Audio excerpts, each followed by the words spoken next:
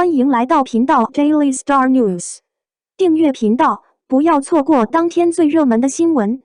我们今天的时事通讯涵盖以下内容：程毅和袁冰妍之前的尴尬误会和焕瑞离开高层有关，程毅也不愿意。程毅和袁冰妍都是通过琉璃一起走红的，程毅饰演的司凤和袁冰妍饰演的玄机成为古装界的经典角色。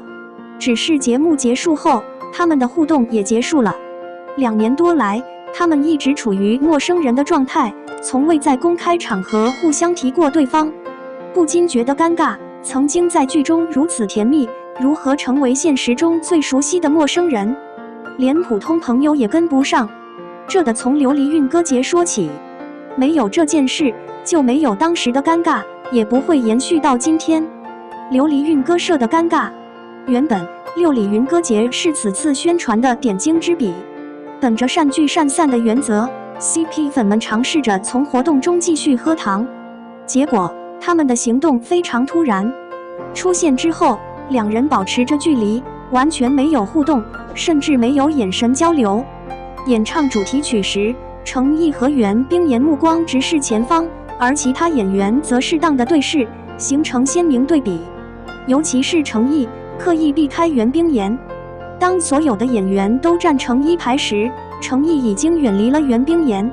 扮演腾蛇的白叔故意推了程毅，想拉近他们，程毅却面无表情，不为所动。好在后续导演站在了中间，解决了这个尴尬的局面。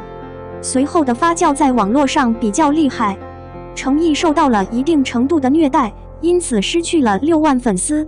当然，理智的网友们都在问底线，寻找程毅一反常态行为的原因。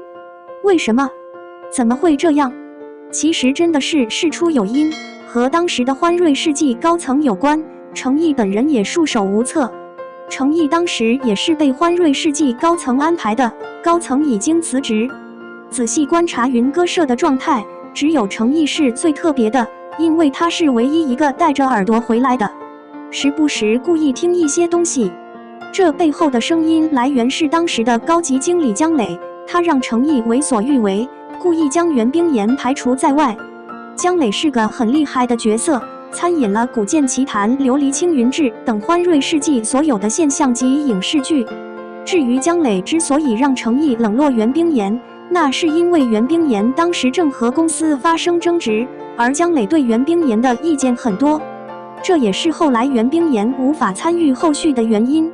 程毅作为一个在公司才红了很短时间的演员，自然不敢与高层争锋。一旦他对袁冰妍表现出效忠，后果就是他会被冷落，也不会继续支持资源。作为一名农民工，我成功的把自己的事业打了起来，但我只能妥协，听从安排，被无情控制。其实看着程毅活动的微表情，我发现真的很不自然，心里明显有事。据悉，程毅在后台看到姜雷时，是认真的瞪了姜雷一眼。这种说法经不起推敲，程毅也不敢这么无聊。现阶段，这位高层已经辞职，与欢瑞世纪无关。